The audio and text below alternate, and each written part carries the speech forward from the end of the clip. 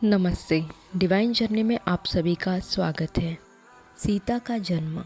वाल्मीकि रामायण के अनुसार एक बार रावण, जो दसग्रीव के नाम से भी जाना जाता था, हिमालय के वन में घूम रहा था।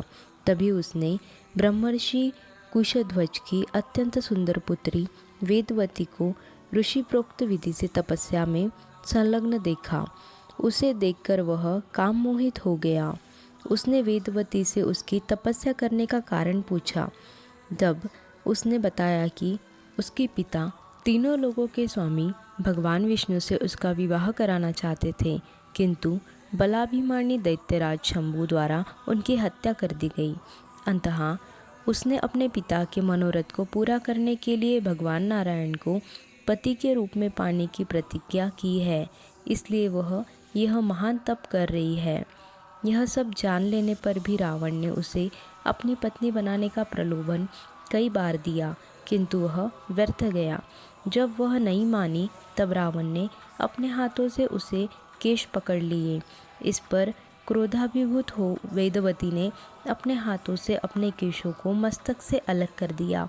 फिर जलकर मरने के लिए उतावली हो अग्नि की स्थापना करके उस निशाचर को दग्ध करती हुई सी बोली, तुझ पापात्मा ने इस वन में मेरा अपमान किया है, इसलिए मैं तेरे वध के लिए फिर उत्पन्न होऊंगी। यदि मैंने कुछ भी सत्कर्म, दान और होम किए हो, तो अगले जन्म में सती साध्वी आयोनिजी कन्या के रूप में प्रकट हो तथा किसी धर्मात्मा पिता की पुत्री बनूं और अग्नि में प्रवेश कर अपने जीवन का अंत कर लिया। तदनंतर दूसरे जन्म में वह कन्या पुनः एक कमल से प्रकट हुई, लेकिन उस राक्षस ने वहां से उस कन्या को प्राप्त कर लिया तथा अपने घर ले गया। उसने मंत्री को वह कन्या दिखाई।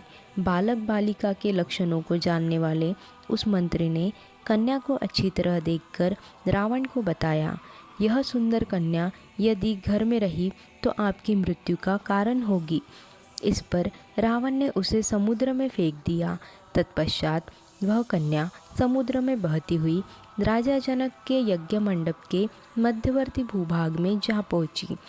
एक दिन जब राजा जनक स्वयं हाथ में हल लेकर यज्ञ की योग्य क्षेत्र को जोत रहे थे, तभी वह कन्या भूमि से प्रकट हुई। राजा जनक की दृष्टि उस पर पड़ी। उसके सारे अंग में धूल लिपटी हुई थी। उस अवस्था में उसे देखकर राजा को बड़ा आश्चर्य हुआ।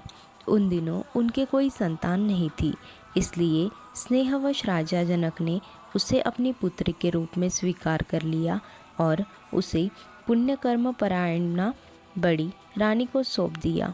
उन्होंने मातृ समुचित सौदार्द से उसका लालन पालन किया, क्योंकि वह कन्या हल के अग्रभाग से खींची गई रेखा सीता से प्रकट हुई थी, इसलिए उसका नाम सीता रखा गया।